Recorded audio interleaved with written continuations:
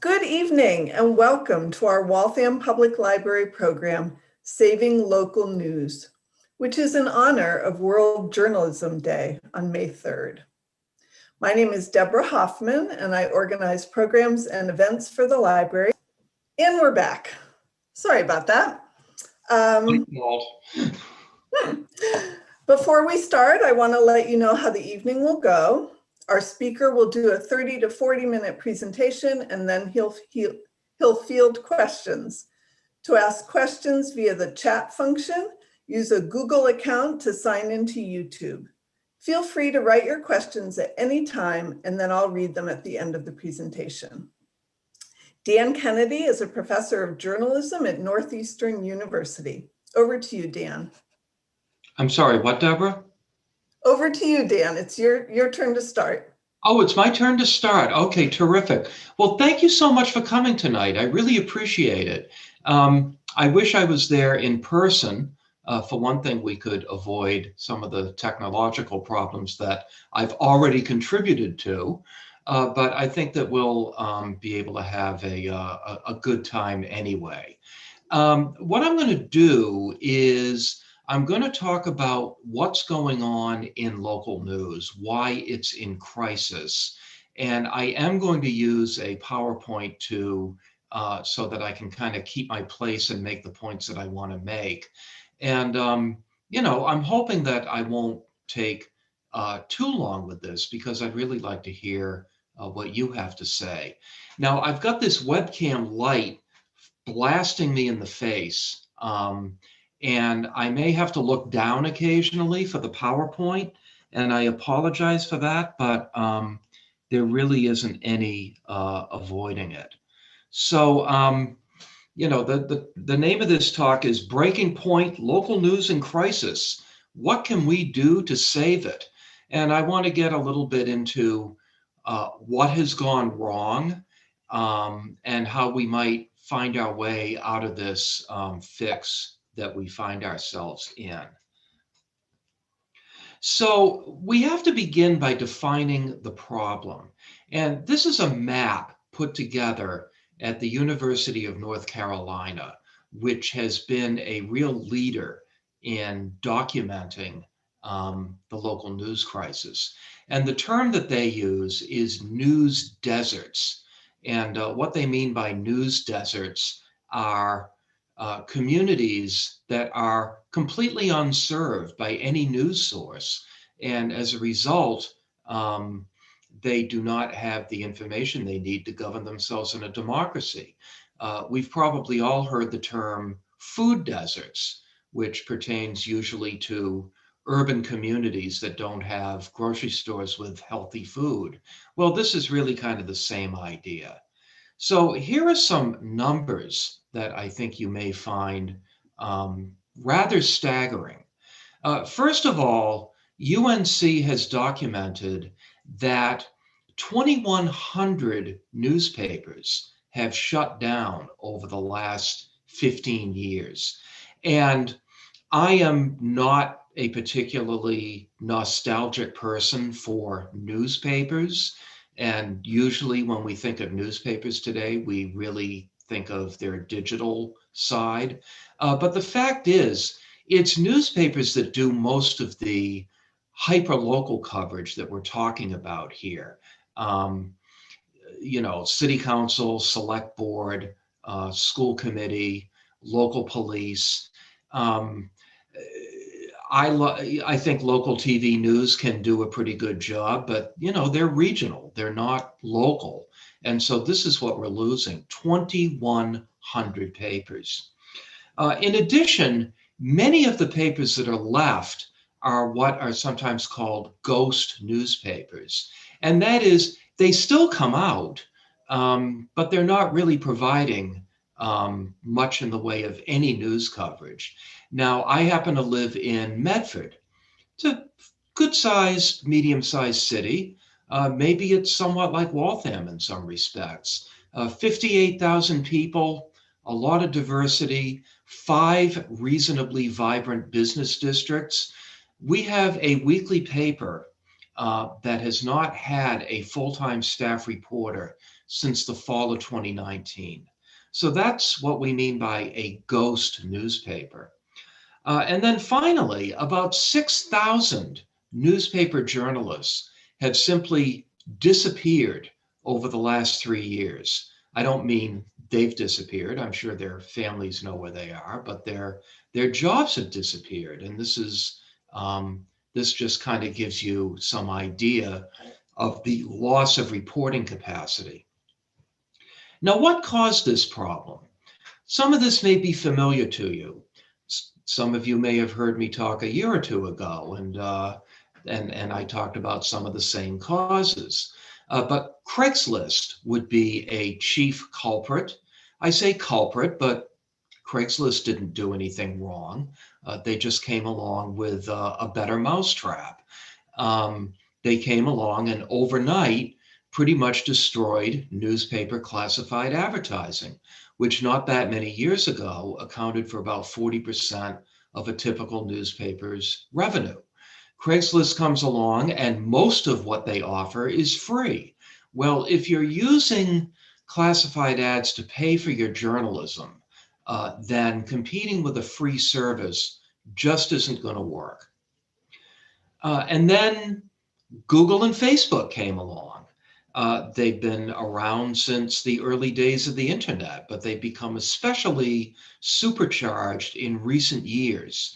And they are taking most of the rest of the advertising, not just digital, but also print, because your local dry cleaner may find that it's a heck of a lot cheaper to take out some targeted advertising in Facebook than it is to take out an ad on your local newspaper's print edition or their website. And then I don't think this gets enough attention, and I'm going to be talking about it a bit tonight. And that is, even with all of this lost revenue, if you had dedicated local ownership, they could put themselves to work on taking what revenues they do have to invest in the future and figure out a path forward. Instead, most of our newspapers have been acquired by corporate chains and hedge funds, and they are just squeezing out the last few drops of revenue from these papers at a time when they could be investing and maybe charting some sort of a path for the future.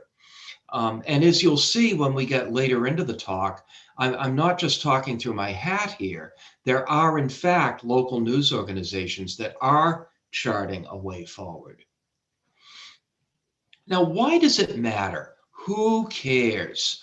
We've got a Facebook group for our community. That's all we really need to find out what's going on. Well, you know, if your Facebook groups are like the Facebook groups in Medford, mainly people are asking questions. They're saying, do you know what's going on? Have you heard about this? Do you know anything about that? You need real reporting to know what's going on. Now, here we live in this horrendously hyperpolarized environment these days. And surveys by the Knight Foundation and others show that the public trusts local news sources more than they do larger media, such as, you know, certainly the cable news channels, but also large news organizations like the New York Times and the Washington Post. No, they actually have a pretty high regard for their local news source. And one of the things that I would argue is that good attention to local news can help overcome some of that polarization, because you know, there really isn't a partisan way of picking up the trash, as they say. And I think that coverage of local issues can bring people together. And maybe that will help people understand that what divides them is not maybe quite as great as what they thought.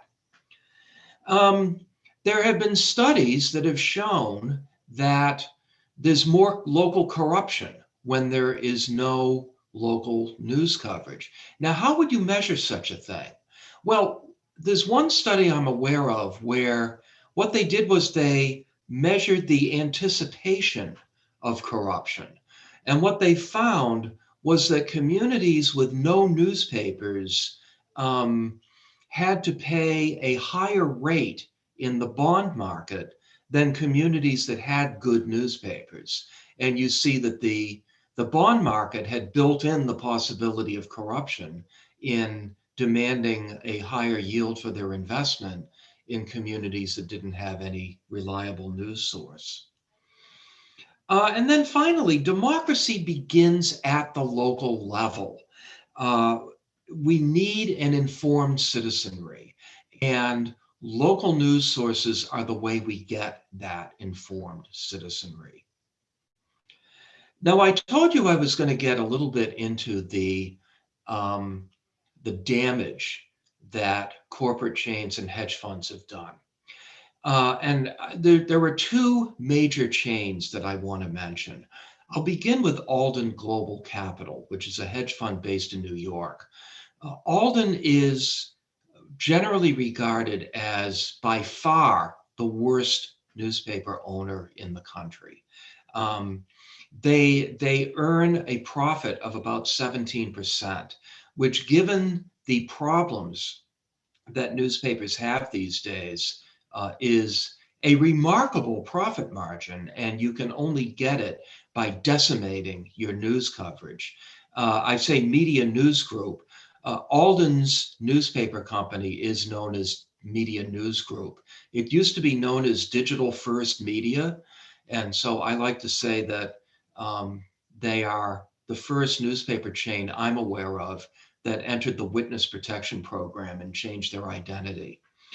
I've got a picture of the sun up there because in Massachusetts, they have managed to pretty much hollow out three important newspapers, the Lowell Sun, the Fitchburg Sentinel and Enterprise, and the Boston Herald.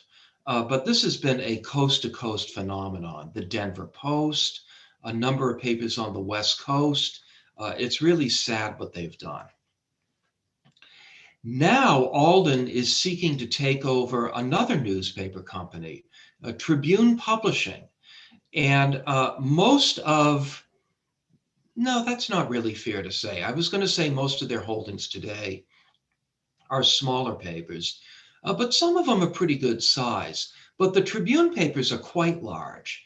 The Chicago Tribune, the New York Daily News, the Orlando Sentinel, the Baltimore Sun, and close to home, the Hartford Courant, which bills itself as the oldest continually published newspaper in America. We should say America rather than the United States because they precede the United States by several decades. The board of Tribune is going to vote on May 21st whether to accept Alden's bid or not. And it's looking pretty bad at this point. There is another billionaire out there, a Baltimore hotel magnate named Stuart Busch, who seems to be acting for all the right reasons, but he has had a very difficult time putting together a financial package to compete with Alden. If he's able to succeed, it would be very good news for Tribune.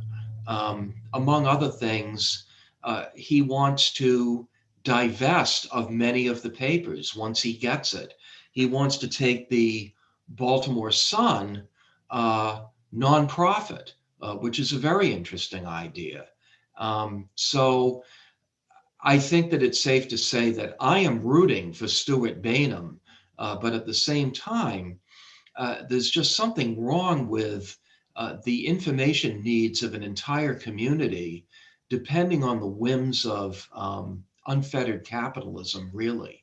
And there's no way of intervening and changing that on anybody's behalf.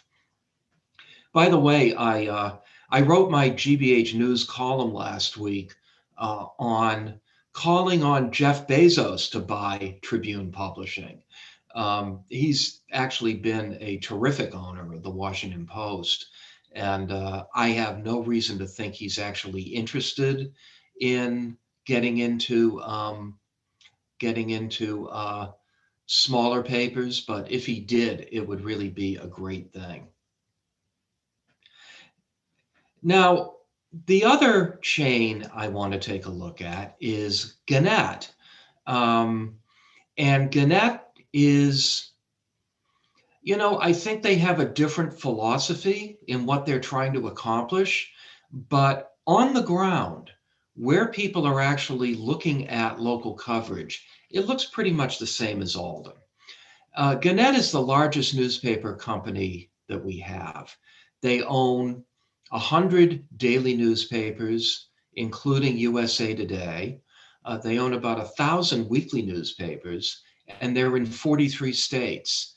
And what they've done is they have assembled this massive chain on a mountain of debt.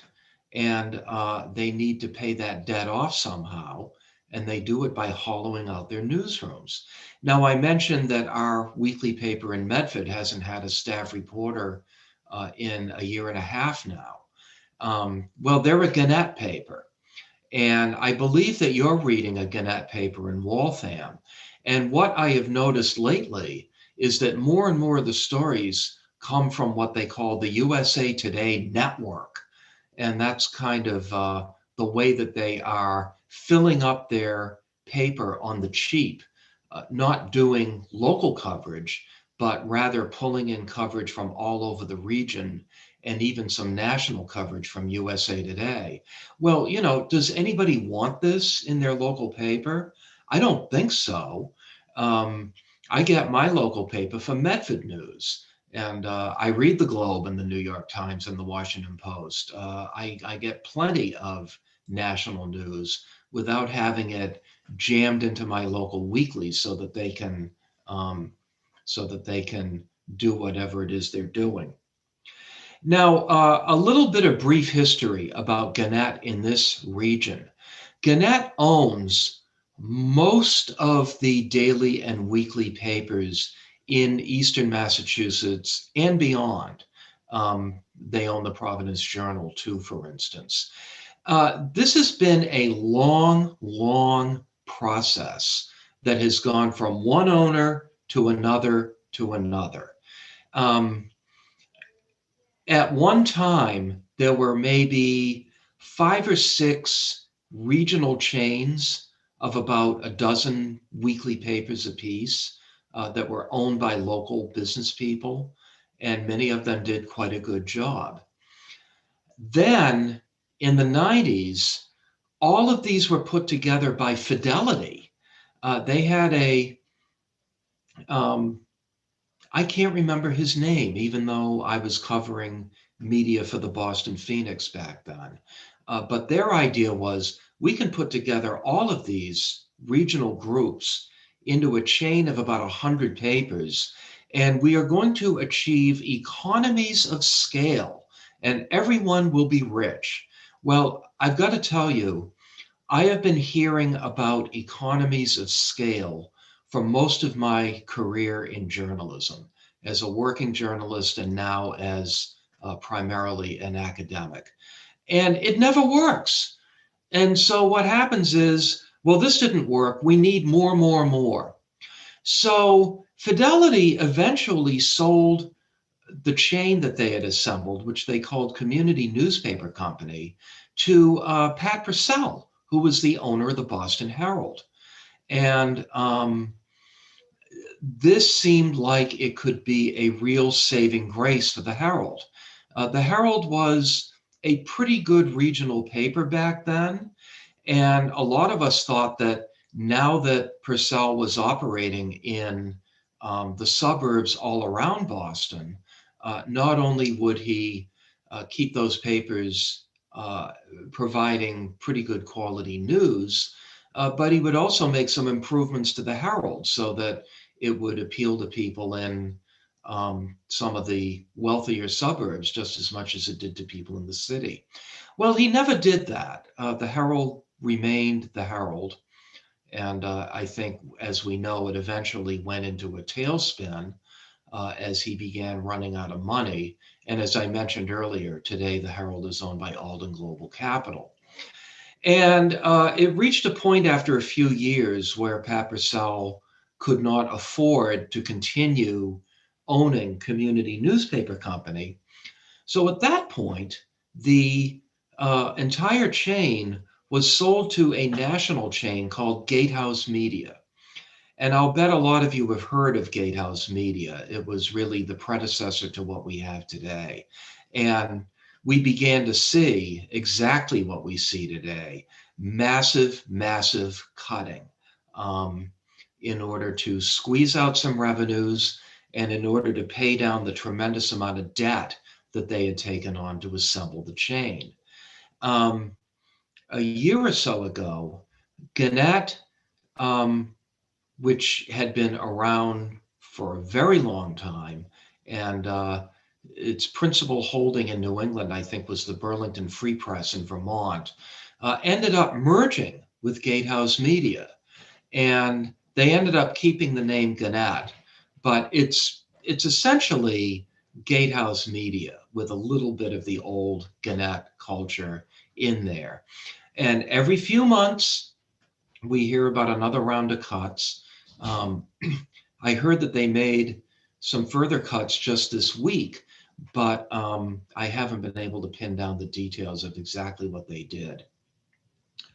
As I said, massive debt means that GNET has to keep cutting news coverage in order to pay their creditors. And I don't know if Mr. Potter is actually one of their creditors, but he could be. Or maybe Mr. Potter is on the board of GNET. We'll have to look into that and find out. Now, one of the arguments that I make, and I think this is a really important argument, is that it doesn't have to be this way. I have been, during most of my time at Northeastern, I have been researching and writing about the future of local news. And what I've seen over and over again is that when we see market failure, we also see entrepreneurial journalists moving in to fill the gap. Now, maybe they can't fill the whole gap, but in fact, if you can have well-motivated local independent ownership, it's very much possible to still have a quality local news organization. So I want to give some examples. But before I give some examples, I want to point out that independent news projects are succeeding here and there around the country. Now I'm kind of switching from the term newspapers to news projects because most of these are online only. It's hard to make a lot of money if you're online only because there's still a little bit of money in print advertising, but it's a whole lot cheaper too. Your operating costs are quite low. They're free of debt, locally owned. They focus on serving the community. We have a variety of ownership models, for-profit, nonprofit, even co-op and volunteer, as we'll see. The challenge is to find ways to encourage more of these projects to spring up. So here are a few examples. One of the oldest and best of the local news projects in the country is the New Haven Independent. The New Haven Independent was the main topic of a book that I wrote in 2013 called The Wired City. This is where life is unfair. New Haven is probably the best covered or one of the best covered medium-sized cities in the United States. And the reason for that is because of the vision of its founder, publisher, and editor, Paul Bass, who, like me, had been a stalwart of the alternative press. He was at the New Haven Advocate during the years when I was at the Boston Phoenix. But unlike me, he did not flee to the safety of academia. He put it all on the line and started what is absolutely this wonderful news project. The woman you're looking at here, let me explain a little bit about that. I'd say maybe 6 or 7 years ago, Paul suddenly decided, the guy is just a font of ideas and energy. I don't know where he gets it. But he decided that what New Haven needed next was a low power FM community radio station, distributed mainly by podcast, but he also wanted to be on the air. And within no time, he managed to get a license from the FCC and filled up the entire slot with people from the community. You're looking at a woman named Mubaraka Ibrahim, who is, she's kind of a legend in New Haven. She is a Muslim fitness instructor who has actually taught classes in Saudi Arabia and has been on Oprah. And, you know, once you've been on Oprah, that's it. You've made it for life. And she hosts their morning show, Mornings with Mubaraka. I mean, it's just absolutely terrific. And I'll tell you, if you listen to this, it sounds like professional radio, except they're not screaming at each other. So the Independent's website and radio station are just doing an absolutely remarkably good job.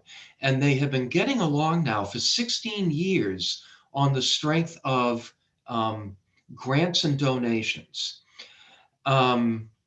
I sometimes hear people say that the problem with nonprofits is that foundations want you to get up and running and then figure out how to be sustainable on your own. That's true with national foundations like the Knight Foundation, for instance. What Paul has succeeded in doing is getting some of the local foundations to understand that they need to support quality journalism on an ongoing basis. And that's one of the reasons that he succeeded all this time. Now, another example is the Colorado Sun, which is something I'm very excited about. I think they're going to be in my next book. A few years ago, Alden Global Capital decimated the Denver Post. About 10 years before that, the Denver Post competitor, the Rocky Mountain News, shut down. So the two papers together at their peak employed about 600 journalists. And out of the rubble of what had happened to the Denver Post, some of the folks from the Denver Post launched the Colorado Sun. Now, in comparison, it's small. It's about 10 or 12 people, but it's growing. It hasn't been around that long. It's online only. And this week, they announced that along with a community foundation, they were purchasing a chain of 24 community newspapers in and around Denver.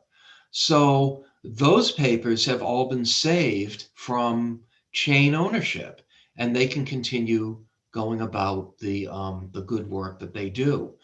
The Colorado Sun is governed by what is known as it's a public service. Oh, gee, I'm blanking on the name. Public service corporation.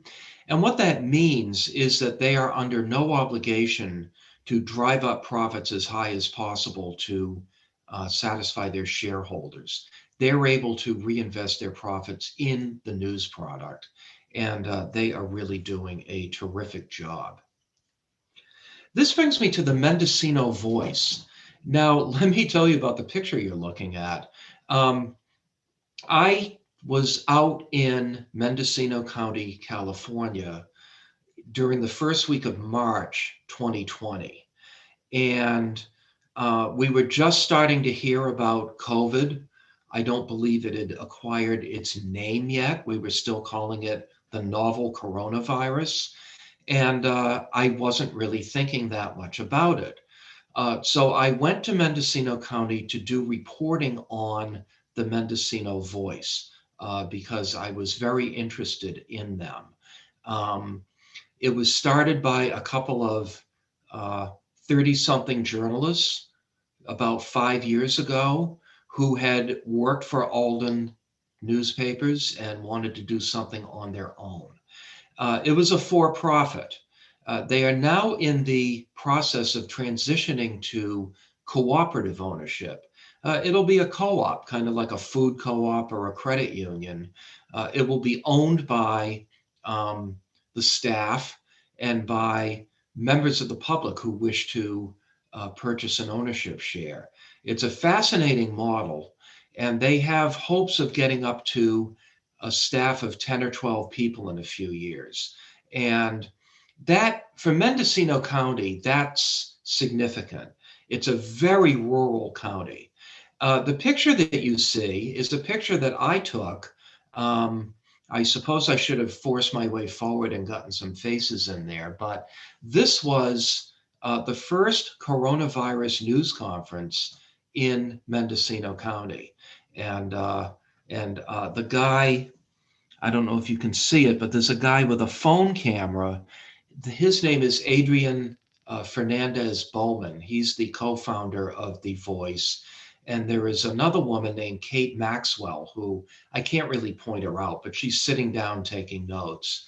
And that was how I spent my spring break in 2020. And as the week wore on, I was becoming concerned that I might not be able to get home. Flights were starting to be canceled. And I just made it home, and then everything shut down. And actually, the book project I was working on we delayed it for a year because, first of all, we couldn't travel. And second of all, we really weren't sure what news projects were going to survive. I see it's 7:32, so I'm going to kind of move through some of these a little bit more quickly. The Bedford Citizen is a wonderful project that was started 10 or 12 years ago by 3 members of the League of Women Voters as a volunteer website. And over time, through fundraising and grant money and the like, they have been able to supplement their volunteer journalism with paid journalism. They now have a staff reporter. They pay their managing editor. And I think this is potentially a terrific model for undercovered communities everywhere.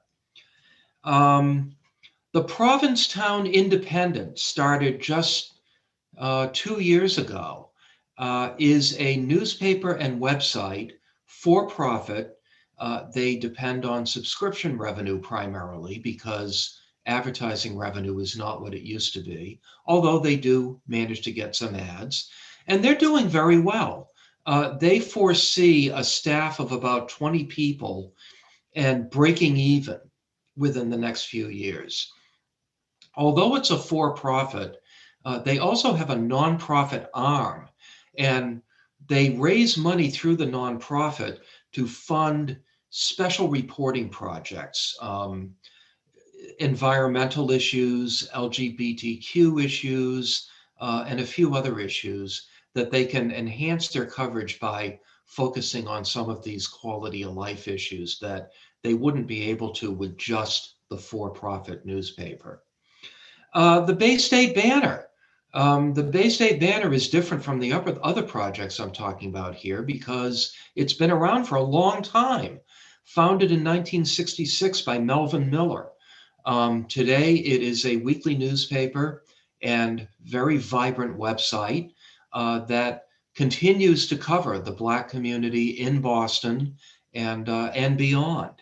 And here is Melvin Miller to this day.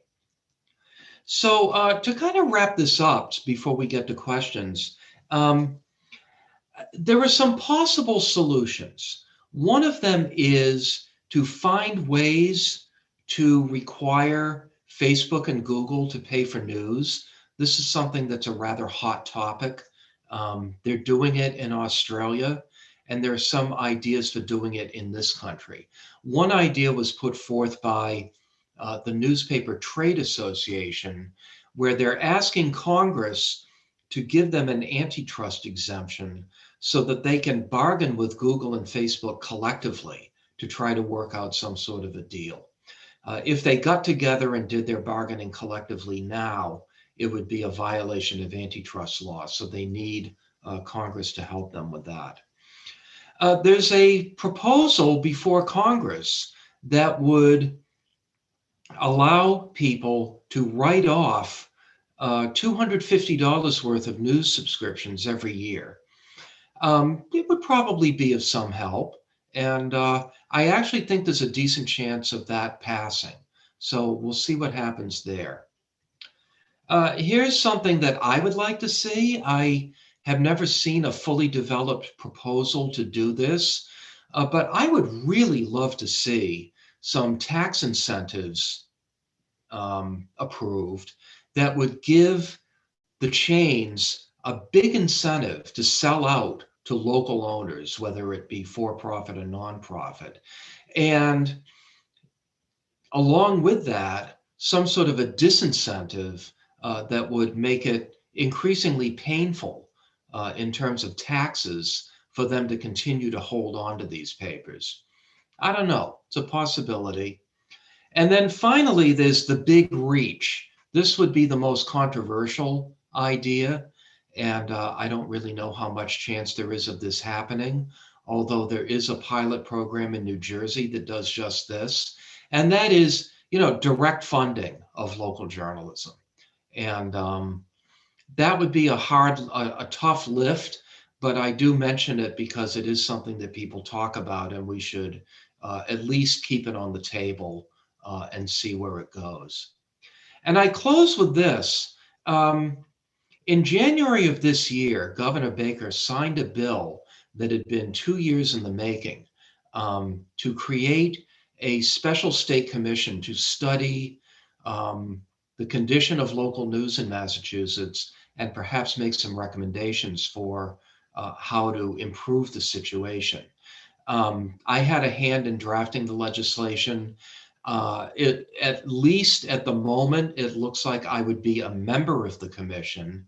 It's been delayed for reasons that I don't entirely understand, but we're hoping that that gets off the ground very soon.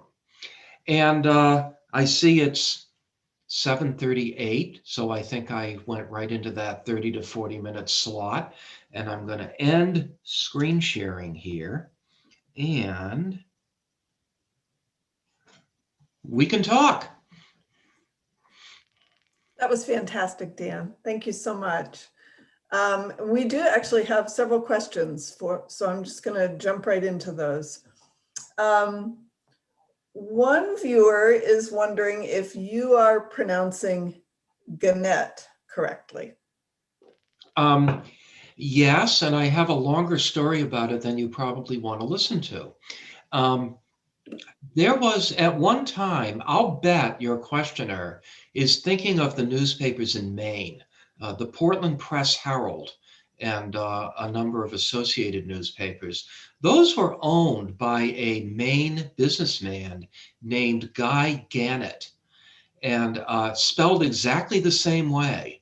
But the GNET newspaper chain was founded in Rochester, New York by Frank GNET. And that's my story, and I'm sticking to it. Okay. Let's see.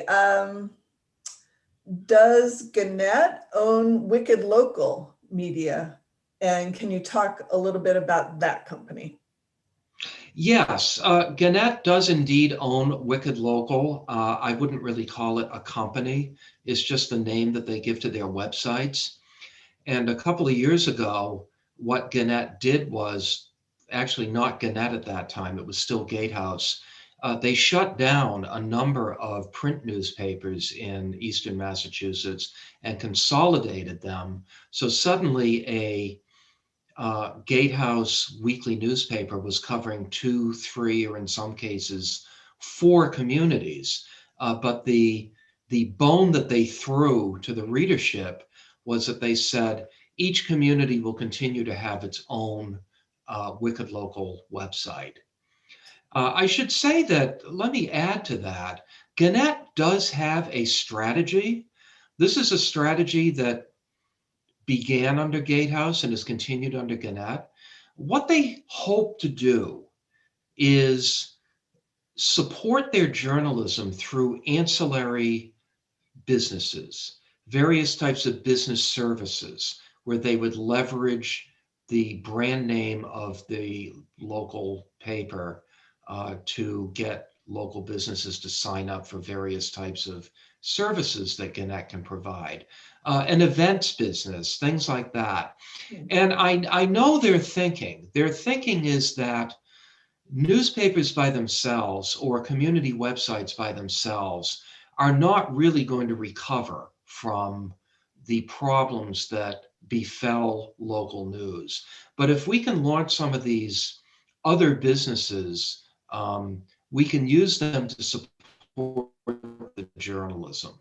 Well, I'll give them this much. It's more of a strategy than Alden has. Alden just seems to be all about crashing and burning and taking what remaining money they can out of their newsrooms.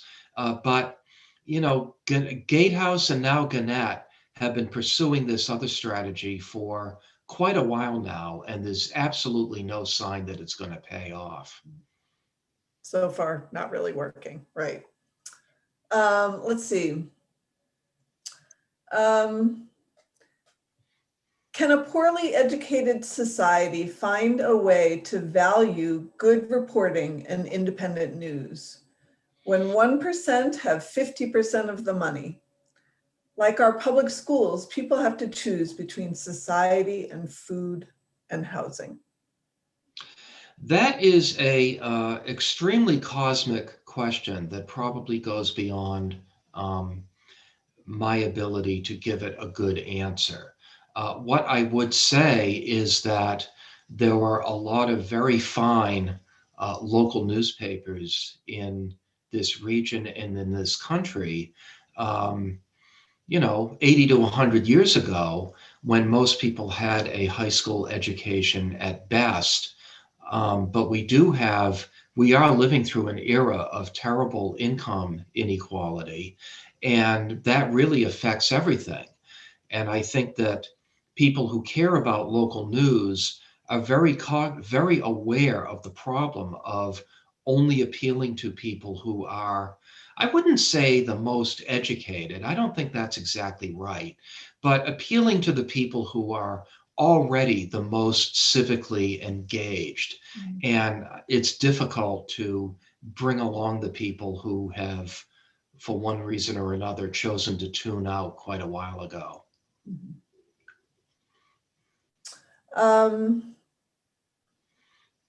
1 person, this is really more of a comment. I love that you're sharing these stories of success and potential. It's so good. And the viewer wonders if Yes Magazine has covered this issue at all. You know, I actually wrote a story about this for Yes Magazine a few years ago. And so I know that it is something that they've taken an interest in from time to time. I'm going to take a cough drop if you don't mind. Please.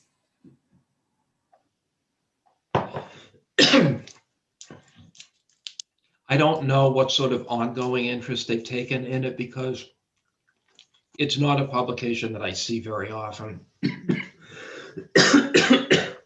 I'm sorry, it's allergy season.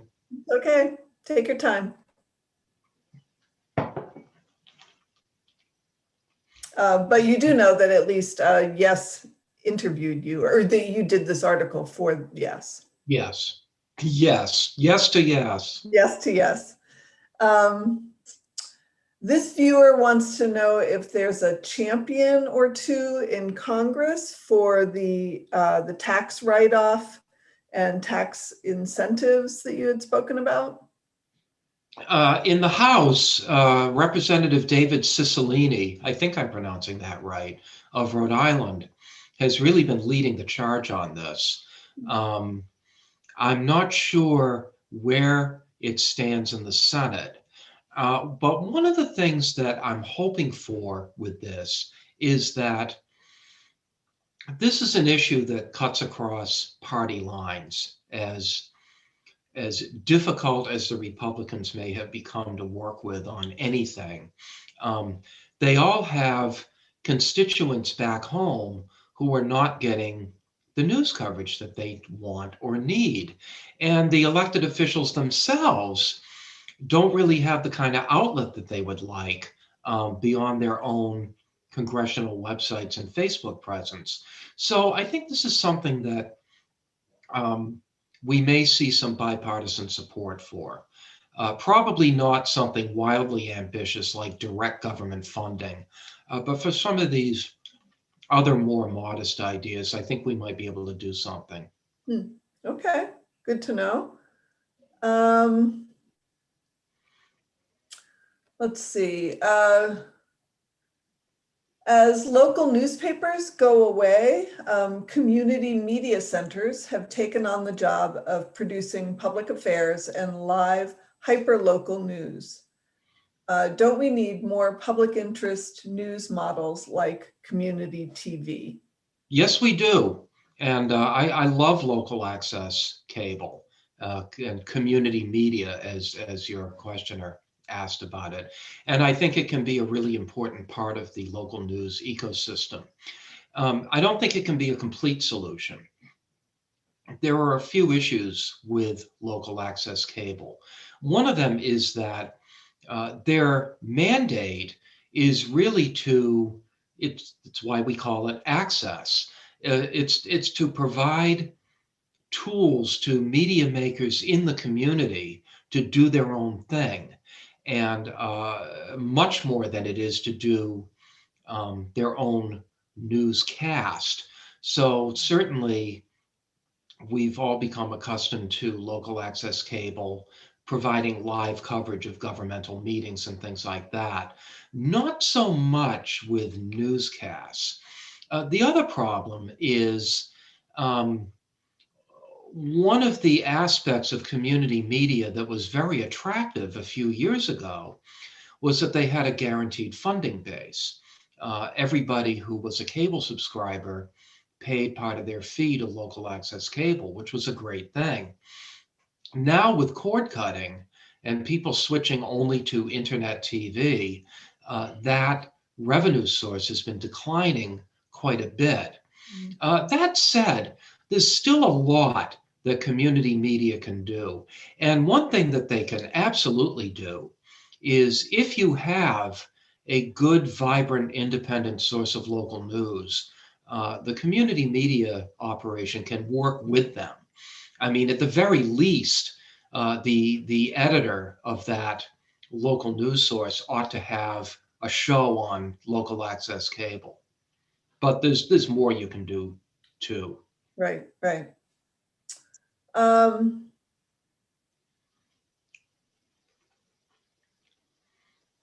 think this is the same question. Uh-oh.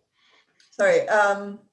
In Rhode Island, a very small state, we have a surprisingly large number of very small news outlets. Some are specialized in topic and others are just limited. And there's a lot of ego involved. So this is more of a comment. But then this person next says, is there a known strategy for helping deal with that and get all these little outlets to play nicer with each other? Well, I don't quite know how nasty they're being with each other, but I'd say up to a point, we don't necessarily want them playing nice with each other. We want competition. Rhode Island is an interesting situation. They long had one of the best, larger but not really large daily newspapers in the country, the Providence Journal. It has been hollowed out by GNET. And in the last year or so, the Boston Globe has opened a Rhode Island bureau, and they are actually now doing a lot of Rhode Island coverage. I don't get to see the Journal. I mean, I could, but I don't. But I don't know whether at this point the Globe would be considered to be providing even more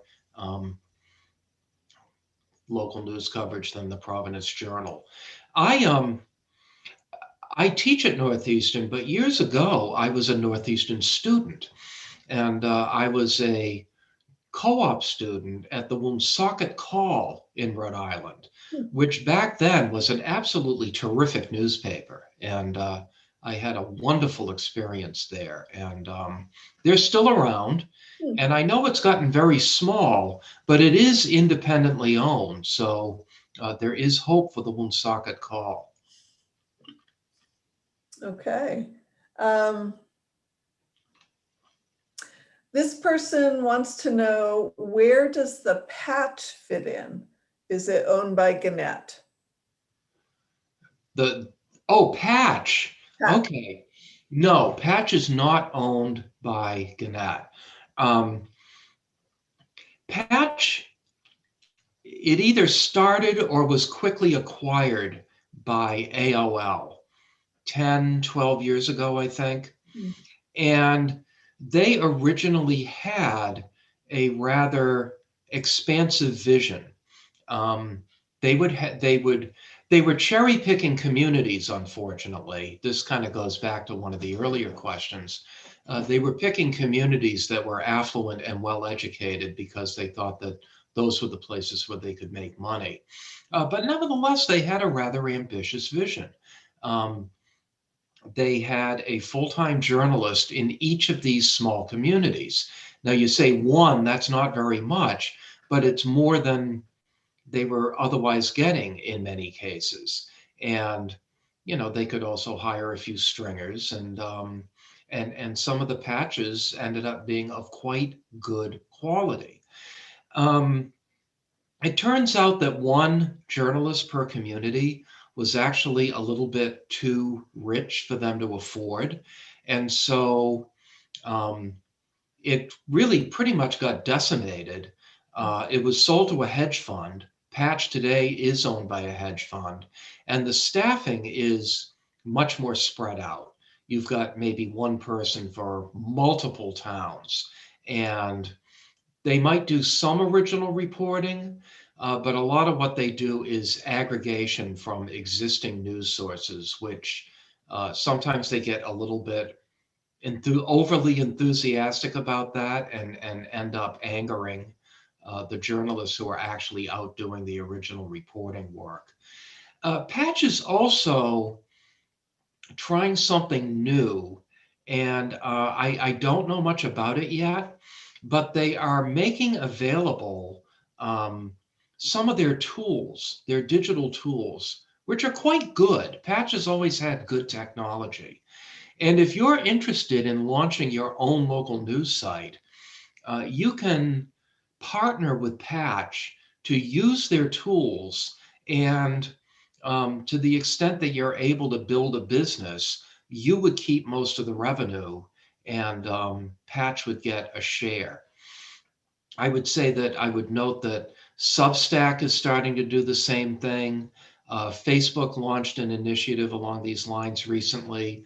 So all of a sudden, you start seeing some of these large technology companies taking an interest in local news.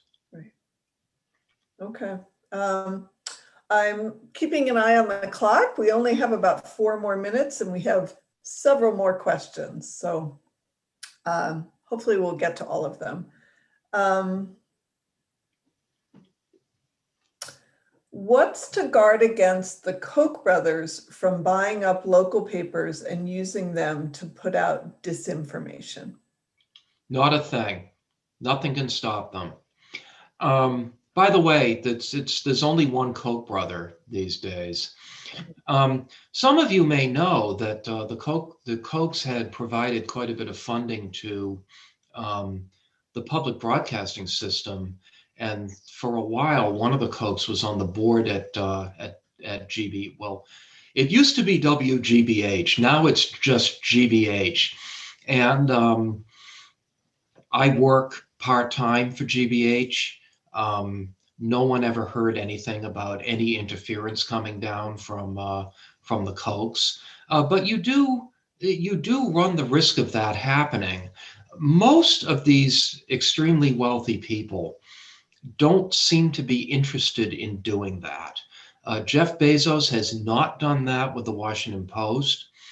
John and Linda Henry haven't done that with the Boston Globe. But I suppose that at some point it could happen. Sheldon Adelson did use the Las Vegas Review Journal in order to advance his business interests, for instance. It's unfettered capitalism. There's nothing that can be done really to stop that from happening. Right. Let's see. Someone says, I read the Projo, the Providence Journal, and the Rhode Island stuff of the Globe. And I'd say the Projo still has a bit more volume of coverage, but the quality of coverage is much, much better in the Globe. I see. Interesting. And we'll see what happens over time. GNET keeps cutting the Projo. The Globe only recently doubled the size of their Rhode Island bureau, so they may pass each other like two ships in the night. And I should say also that the public radio operation in Rhode Island, where a couple of friends of mine work, does a terrific job as well. Okay.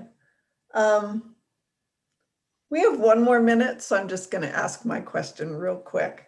When I met you about 30 years ago, you were a reporter for the Woburn Daily Times. And at that time, you were covering a very important local story. And I just wonder if you could briefly say what that issue was and what impact your very frequent front page coverage may have had on that issue. Well, some of your viewers may know that Woburn was the epicenter of one of the worst toxic waste sites in the country in the 1980s. And one of the results of this is that there were 8 families who believed that their children had contracted leukemia and other illnesses as a result of drinking contaminated water. 2 of those children died. And the part of there were, this was such a huge story that it was a lot more than one reporter could ever cover. And a terrific journalist named Charlie Ryan did all of the early coverage. But I covered the lawsuit in federal court in 1986. And it was quite a luxury. I don't think a small newspaper like the Woburn Daily Times could afford to do that today. But they let me go every day and write a story every day. It was a 78-day trial. And I think I only missed a week in there somewhere. What impact did I have? I don't know. I really don't. I think it was important to keep a spotlight on it. And I don't think that we as journalists can really worry that much about what impact we're having. Our job is to tell important stories, and this was an incredibly important story. It was a really important story. Thank you so much, Dan. And thank you all for tuning in. I'm going to end this live stream, and I hope you join us again. Good night. Thank you so much.